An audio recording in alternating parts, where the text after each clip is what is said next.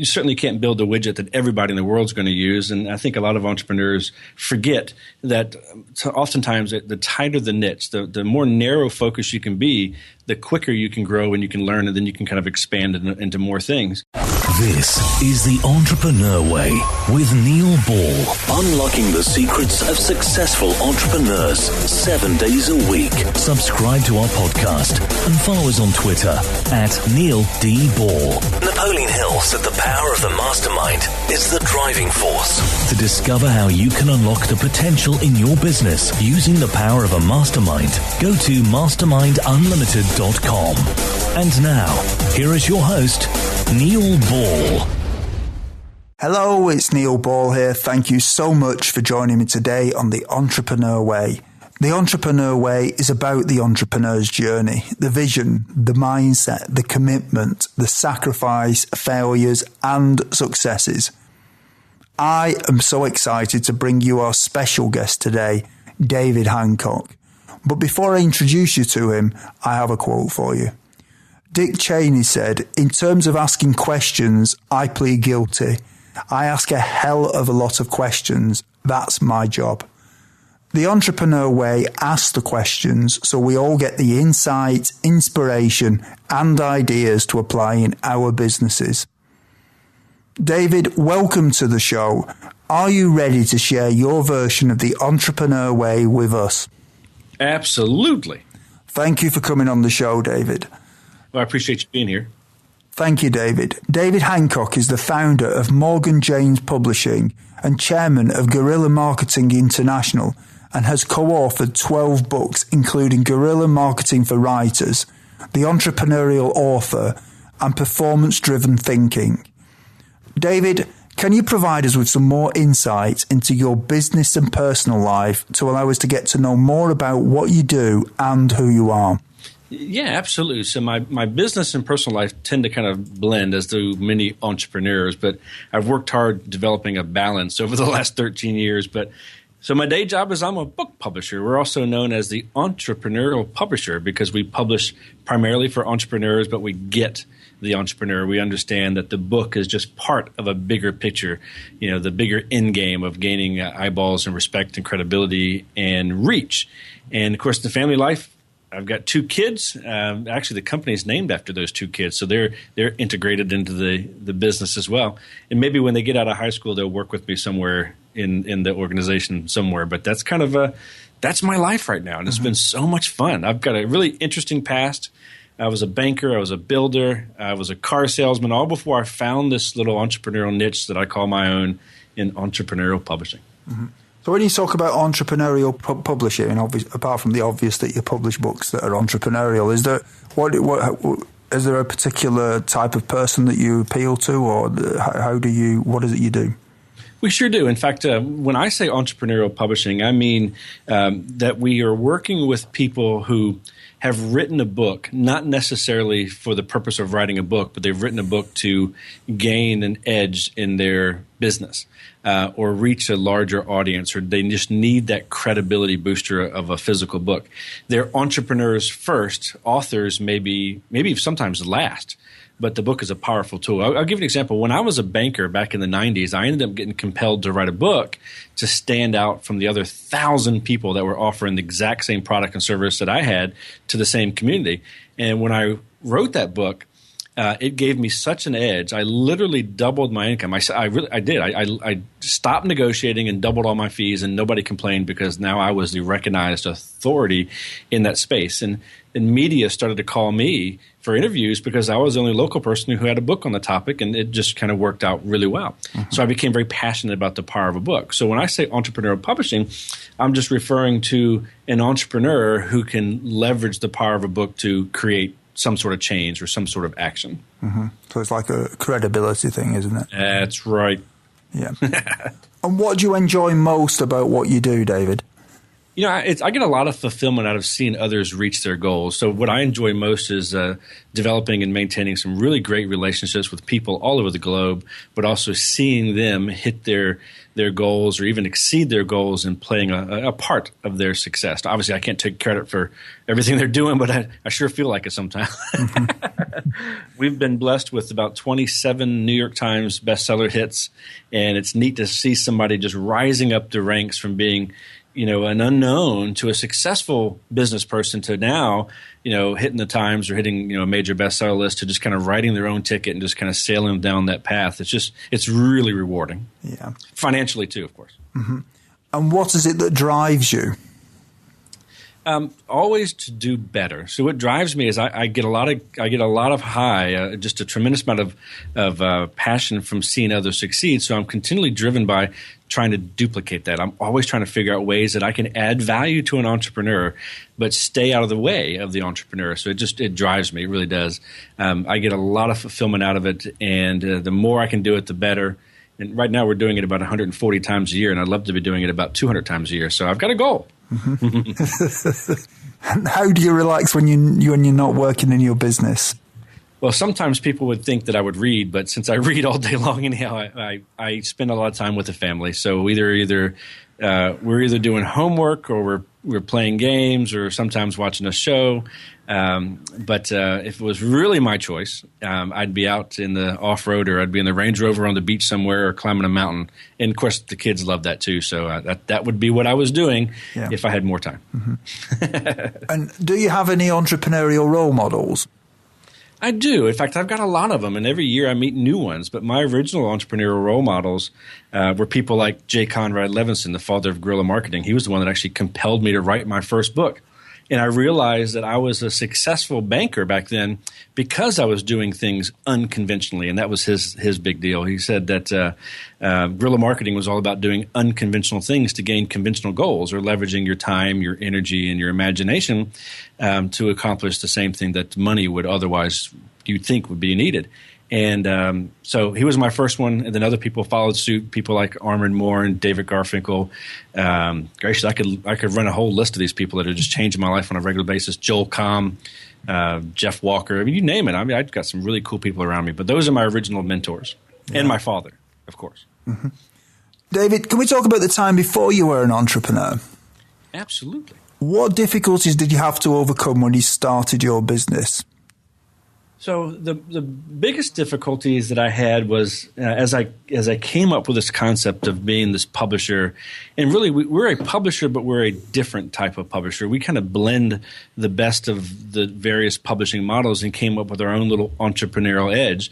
So the difficulty that I was having, I was a banker when I wrote my first book, and I published 4 books. Doesn't make me an expert, of course, but I published 4 books and just didn't like the process. I really didn't. I had published 2 books traditionally, down a typical traditional path. And didn't really like the lack of involvement. I was the least important part of the process. I had no input in anything. Didn't even like the books when they came out, but they worked, obviously for me. So I didn't like that. But then on the self-publishing side, I liked being in complete control of everything, but then nobody really cared as much about those books as they did on the previous ones. So it was a little bit frustrating. What happened was I developed this passion, and I developed an income that I just thought would never, ever change or go away. And they were paying us stupid money back then, really stupid money. It's no wonder the U.S. banking business kind of all collapsed not long after I left. But before I was an entrepreneur, I just slowly caught the passion for something and developed that entrepreneurial spirit of just trying to help others. Because in my business, as a banker, my clients were other small bankers that were offering products and services to the same community. So I spent a lot of time trying to help them grow their business with what I've learned, from studying and reading books and going to seminars and whatnot. And I just slowly caught that passion for wanting to teach more, wanting to do more, and wanting to serve more. And then finally realized one day that I was having more fun playing in that space than I did in my high-paying day job. And finally, my wife convinced me that we should probably make some sort of business of it, and just slowly kind of loosened that entrepreneurial, belt there, and got really excited about an opportunity to create something unique. I wanted to blend the best of both worlds. It was really quite fun. Mm-hmm. Didn't really ever envision doing something like that, but the enjoyment, the opportunity got really exciting. It just kind of came together, and it took me over. It was amazing. And did you have any doubts that delayed you starting your business? We all do, I'm sure. Yeah. The biggest one was we had just started a family. I had 2 small kids. We had, built a house, not necessarily our dream house, but close to it, not many years before that. And it was a fear of the unknown, the fear of making less money than I was making now. I certainly could live on a lot less than they were paying me, but it was, the typical entrepreneur fear of, am I really willing to take this risk for a potential gain? And it took me a little while to get to that point. In fact, I think it's a little bit wise to maybe play in that sandbox as an entrepreneur before you sever all relationships to income streams, because that's kind of what I did. I started to slowly play in the publishing space, creating this vision, and then about a year later, when I had replaced my absolute need, was when I went ahead and threw my towel in as a banker. Then, of course, grew my income since, but that income piece and supporting the family, that was the biggest hurdle. And I had to figure a way to get through it without disrupting the family unit. Yeah, it's quite a common thing, that, actually. I've had quite a few people talk about giving advice to other entrepreneurs and saying that you should keep your job and do it part-time and build something and create something that's going to give you the income rather than just throwing the towel in and said, right, I'm now a full-time entrepreneur. So obviously that's how it worked for you. And what mistakes did you make that slowed your journey? I think in the early days, I think I was too eager to help too many people. You certainly can't build a widget that everybody in the world is going to use, and I think a lot of entrepreneurs forget that oftentimes the tighter the niche, the more narrow focus you can be, the quicker you can grow and you can learn, and then you can kind of expand into more things. So in our very early days, even though we were very entrepreneurially focused, me specifically, I thought some of our earliest mistakes were publishing books that were outside of that entrepreneurial edge. Now, over the last 13 years, even though today, we've got multiple genres we publish in, the common core has been this tried and true, this proven the author is an entrepreneur, and they may be writing a fiction book for a bigger purpose, or they may be writing a kid's book to make a change, or writing a faith-based book to create a message. So there's always a bigger picture now, but the authors are all entrepreneurs now. And in the early days, we spent a lot of time, a lot of money, a lot of resources working on books that the authors weren't necessarily committed to long-term. They weren't necessarily looking to make money because of the book, which was my passion. They were all looking to try to make money from the book. And the reality is nobody wants to buy a book. It's really hard to tell that to an author. Hey, guys, nobody wants to buy your book. And it's really hard to sell a book. So you have to focus on the message behind the book. And that's kind of been our niche since then. But in the early days, it took a couple of years to figure that out to where we perfected that. Yeah, we're always still improving, but that's kind of my biggest mistake, I think. Another mistake that we did, and of course this is all part of that learning curve, is I have this entrepreneurial mindset. I want to run things lean. I'm a true guerrilla marketer at heart. In fact, as I mentioned, Jay Levinson was the one that got me to write my first book, and I immersed myself in guerrilla marketing back then. But slowly, somehow, I got caught up in this New York publishing mindset, and we ended up renting an office that was way too big, and we ended up spending way too much money on facilities and things that we just didn't necessarily need as a lean, mean entrepreneurial machine. And after paying massive amounts of rent in a large building that we didn't need, after a couple of years, it finally hit me like, what am I doing? And we ended up trimming some of the fat, and this is where God's got a sense of humor. It brought me right to the edge of stressing the point, then trimmed some of the fat, got out of the larger office and sent some staff home to work from home and be entrepreneurial themselves, is when the economy crashed. So we did it like just in the perfect timing. Because it had been ugly if we had tried to make it through that downturn of the economy here in the States if we were still paying $30,000 a month in rent, Mm-hmm. So the authors that you deal with have all got some kind of message behind the book that they write. Is that what you're saying? Unlike, say, a fiction writer who might just write a story. I say just, it's not just, but they just write if they write a book that's just about, some kind of story. Is that the main difference then? It is. So even now we actually do have a fiction division, but the authors are leveraging those books for a bigger purpose. So I'll give you an example. We just released in January a fiction book called The Masked Saint. It was based on a true story, but it was a fictionalized account of a professional wrestler who turned small-time pastor in a community that ended up being bad, and he had to become this masked vigilante to beat up the thugs in his neighborhood. and then ended up getting back into the rink to save the church because they were losing money like crazy. And it was just a great story of the ups and downs, but also talking about God's grace and so forth. But the message behind it, of course, is to give people peace and realize there's an end. And if you plan ahead and trust God, and he's a pastor, he's got a church, and he's got other products and services related to the same content, that he's just trying to facilitate and try to reach as many people as he can. So the book was promoting the movie was promoting the book, and all of it had a great message of encouragement, but it was all connected back to trying to reach as many people to support the mission, if you would. So that was an example.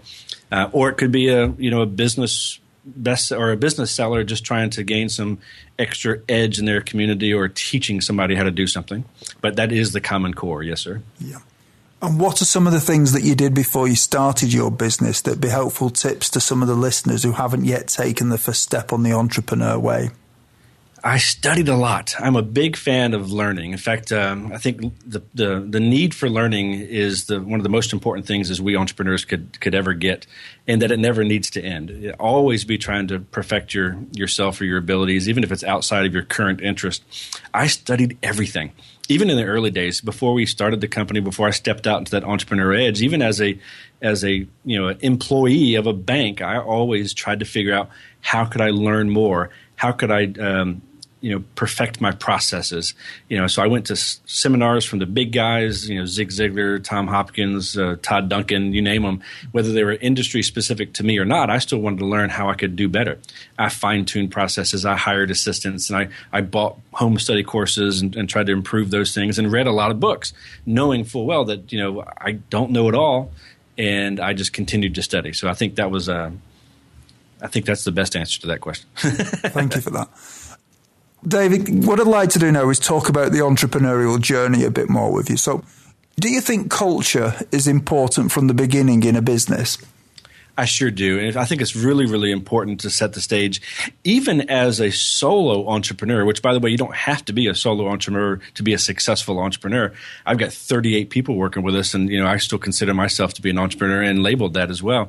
But culture is very important. So establishing the environment that everybody's working in, the passion, the message, why we're here is really important. So here with me and our group, our part of our culture is that we're all servants. We're all trying to help others accomplish something. We're all trying to help others down their path. And then we're a family. Although I do have some family members that work with us, the rest of us are people that we met during the process, but now they're part of our family, and they're treated as such. And we love them all. So it's a great, tight unit, a close-knit, although most of us are spread out across the country, several, actually even, outside of the the regions, they're still part of our close-knit family. And the culture is servant, family, and just friendship. And I think it's key, especially as you grow an entrepreneurial business, if you recognize that you don't have to do it by yourself, and you shouldn't do it by yourself. And the power of delegation is very powerful, but creating some sort of culture around your group as you grow and instilling that. We're all entrepreneurs. In fact, I'm instilling our team members, our staff, to do something on the side, follow some sort of passion on the side. And the worst thing that could happen is they could leave us and go create some great other business. I think that'd be great. So that's passionate to me. So I think culture is very important, and you got to think about it from day one. And knowing what you know now, is there anything that if you'd known it when you started out would have helped you to shortcut the learning curve? Okay, I'll be honest with you. If I had known how complicated this was, I don't know if I'd have done it on purpose. So I'm glad I didn't know.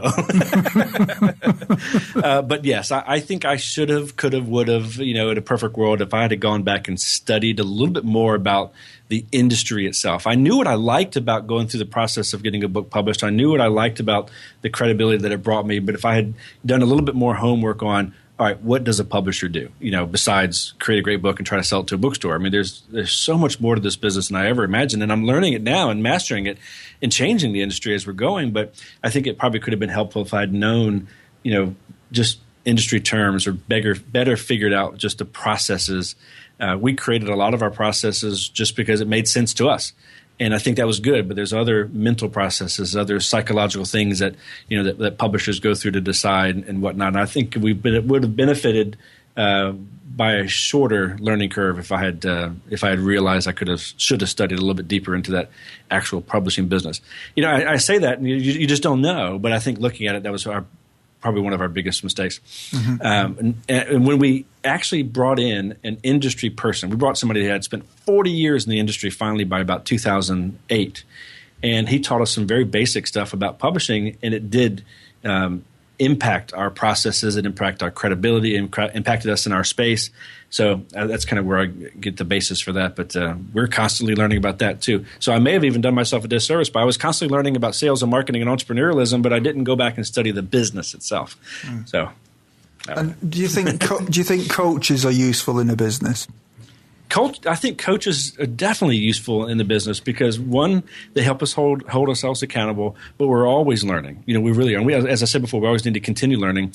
So having a coach, being a part of a mastermind group, sharing some ideas, getting some encouragement, but also having somebody to hold you accountable and to teach you things that you may not be good at yet or teach you things that you need to know, I think is very, very powerful. I had a coach from day one. I had Jay Levinson was my first real business coach in this entrepreneurial space because it was his book that compelled me to write my first book and the conversations I had with him. When I hired him, he ended up teaching me really not much more than I already knew, which sounds like, well, that's not too good. But the reality was he confirmed what I was doing was already working and working well, that I was heading down the right path. But the few extra things he taught me, specifically about the power of a book, just changed my life. And without that, if I hadn't hired him as a coach, if I hadn't stepped out and invested in that person, I wouldn't be here where I am today. So I'm constantly filling my life with people around me that are so much smarter than me. And if I have to hire them to get part of their circle of influence, I'll do it.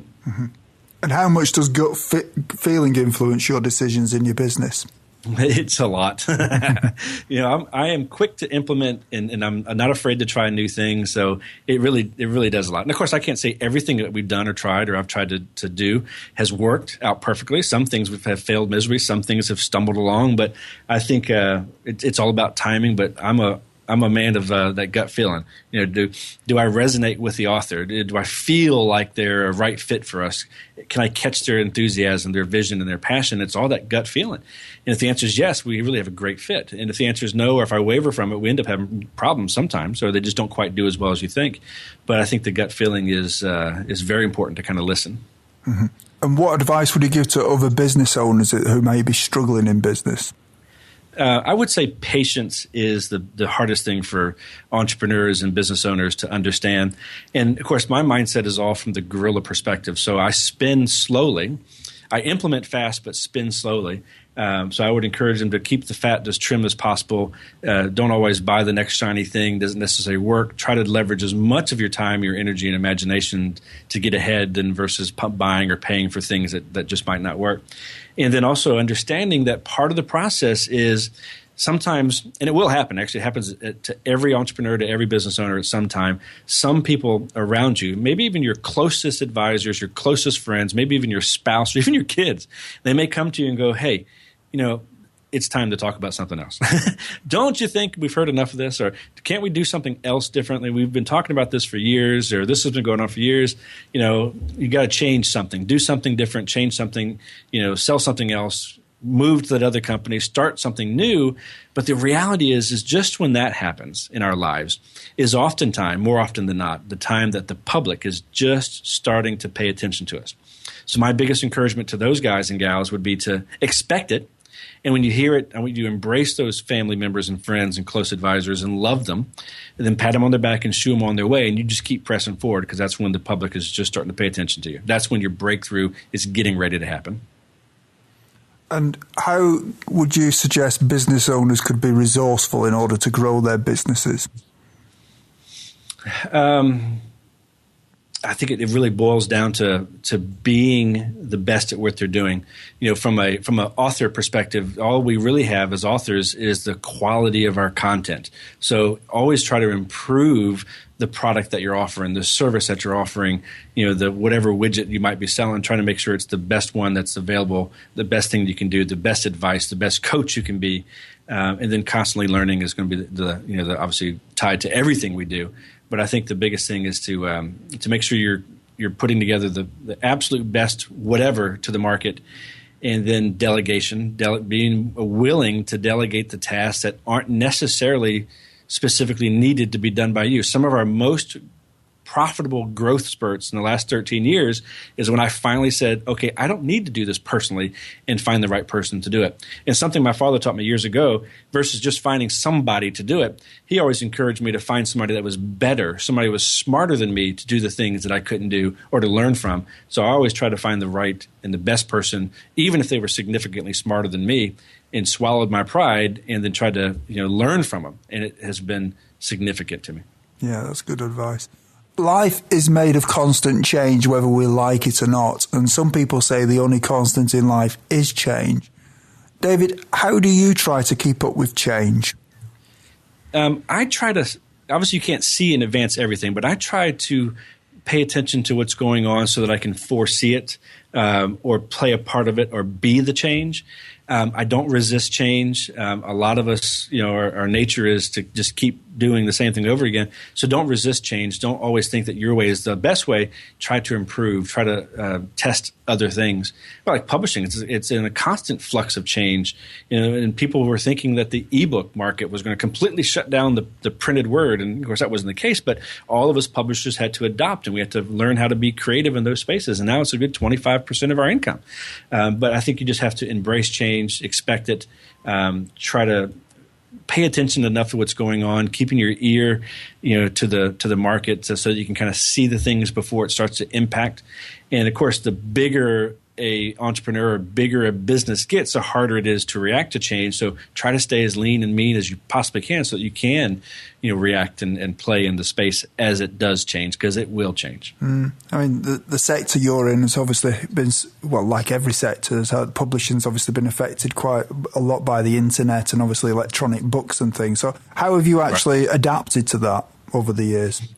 We've just embraced it. I'll give you an example. So instead of trying to compete with the ebooks or try to create or try to make it in and of itself an entire industry by itself, we tried to merge the two and look at it from the consumer needs or wants this. So I'll give you an example.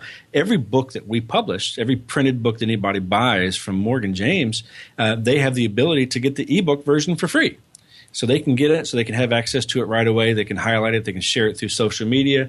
They can use it in that format should they want. They could take our books on the airplane with them. Whatever they want to do with the ebooks. All the reasons why we love ebooks, they have access to that free. And of course, the trade-off is obviously we still sell a book, but we do capture their name and their email address during that process, and then we have an opportunity to develop a relationship with that reader, encourage them down that path, help them consume the book, and we share those addresses and names with the authors as well, so they can do the same thing, develop relationships with their readers and help provide additional things for them if they need it, and just have that relationship, because it's all about relationships, in place. And right now on our nonfiction side, it's about 25% of our revenue, even though we give an ebook away to everybody. It's just making it available in a format they're not necessarily expecting it, and adding value above and beyond what they expect as well. Yeah. What is your favorite book on entrepreneurialism, business, personal development, leadership, or motivation? And can you tell us why you have chosen it? I sure can. In fact, I think my favorite. Can I say every book we put? Well, I can't say that because that's too broad. You said you like to niche down, remember? That's right. You caught me. So the book that changed my life, and of course there's so many, but the book that started it all for me was Guerrilla Marketing by J. Conrad Levinson. I didn't discover the book until it was in its third edition, had already sold 15 million copies, but I had yet never heard of the concept, never heard of the title, never heard of the author, and I'm so glad that I stumbled across it. I literally stumbled across the book, but it changed my life. And the reason why is, I worked for a bank, and the bank that I was working for was classic big business. I had an unlimited ad budget. I could spend as much money as I wanted to do to try to generate, leads or revenue. And it was kind of crazy. But I eventually learned that all those things that I could do was the same thing that everybody else was doing. And they had big budgets too. So the more these banks spent doing this and the more, marketing and advertising that you bought, the more expensive it got and the less that it worked. So I started to discover that, going back down to the roots, the grassroots part of it, and leveraging relationships and adding value and creating better opportunities and studying your competition and perfecting your product, those things did way better for me than I ever had the opportunity to buy in marketing or advertising. And guerrilla marketing set the stage for me. It confirmed what I was doing was right, helped me continue down that path, and then just gave me some additional tools in my career that I'm still using today. It's funny, guerrilla marketing is now in its 4th edition. It's sold over 50 million copies, and it is dedicated to me. Everyone, when you have a busy life, listening to audiobooks is a great way to expand your knowledge in the time when you may be doing other things, such as driving or when you are at the gym. We have a special offer for you of a free audiobook of your choosing. To choose your free audiobook, go to www.freeaudiobookoffer.com. As long as you haven't already signed up, then you will qualify. David, what I'd like to do now is just speculate about the future with you a little bit. What one thing would you do with your business if you knew that you could not fail? Oh my goodness! If I knew I couldn't fail, I would probably just kind of speed things up a little bit. Because now that I'm responsible for 38 families, I got to make wise decisions, and it's not just me taking a risk for potential gain. They're all following me, But I tell you what, I would probably step it up a little bit. I'd go ahead and open up that office in London sooner than I have on my whiteboard. I'd go ahead and open up that office in Australia sooner than I have it on my whiteboard. And I would just slowly start to take over the world from this entrepreneurial space and free authors from the tyranny of old school publishing. Oh, should I go on, or is this good? Carry on. That's kind of what I do. If money were an obstacle, I would just try to help as many people as I can and duplicate the successes of others, and then see them grow. Because that's not only financially rewarding for us, but it's also just rewarding mentally for me. I think it's just so powerful. So I would just continue to grow this, but I'd grow it at a quicker clip.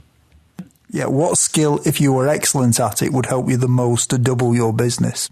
Oh, so the skill that would help me out the most in doubling the business would probably be speaking. I do a lot of speaking right now, and I'm constantly trying to improve. But I tell you what, man, I've got a face for radio, and I'm really just kind of bashful in front of the camera. I'm bashful on stage, but it is very powerful for me. I speak 2 times, sometimes 3 times a month. I think if I could get out there and sing the power of the book, sing the power of the entrepreneurial idea with the book more often, heck, even put me through a Xerox machine. And if I improve that, I could only get, if I could get better and do it more often, I think that would significantly impact, our business. Every time I speak, I come back with great submissions. Every time I go out there and get interviewed, we come back with some great submissions. So I would just need to do more of getting my passion and my enthusiasm out there, and then teach others to do the same thing.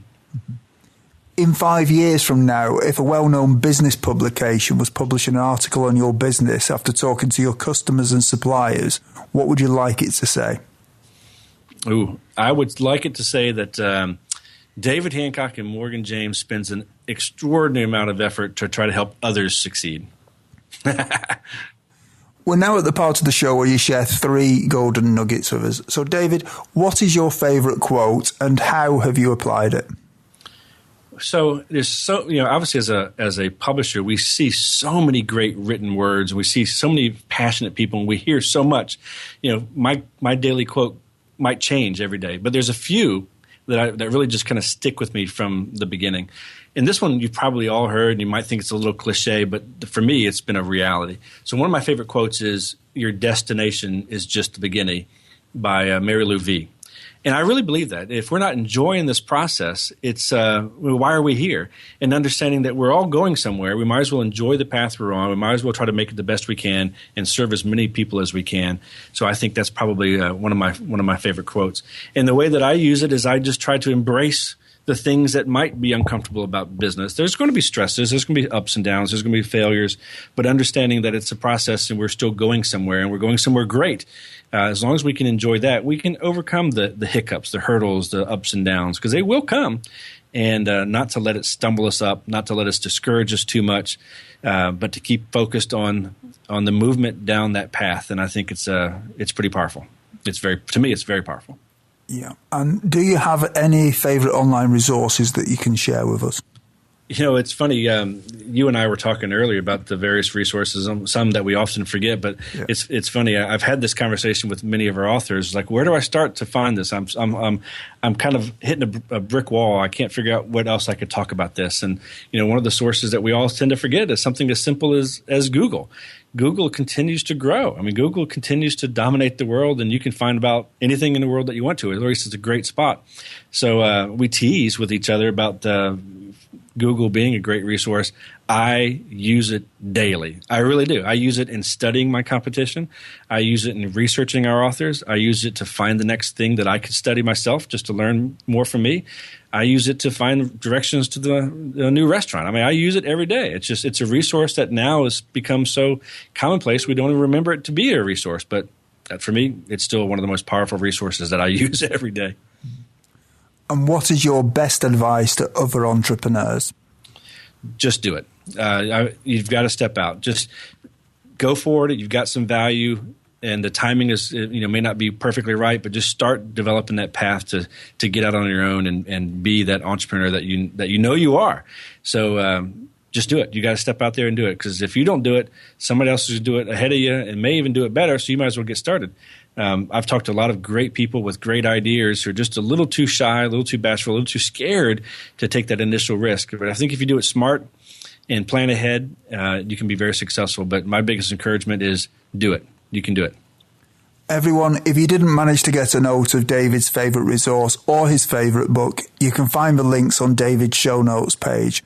Just go to theentrepreneurway.com and search for David or David Hancock in the search box. David, is there anything else that you'd like to add about your business?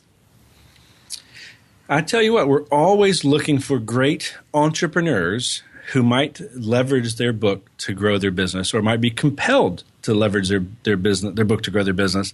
So if you run across somebody that you love and trust and respect and think could benefit from writing a book, put them in contact with us. We could help them double their income and reach more people just by the power of a book.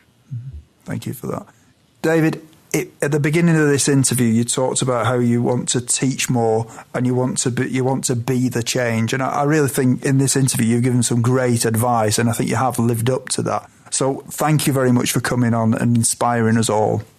Oh, you're most welcome. It's a privilege to be here, and thanks for having me. You're welcome. Thank you. Thank you for listening to The Entrepreneur Way. Subscribe to our podcast and follow us on Twitter @Neil D. Ball.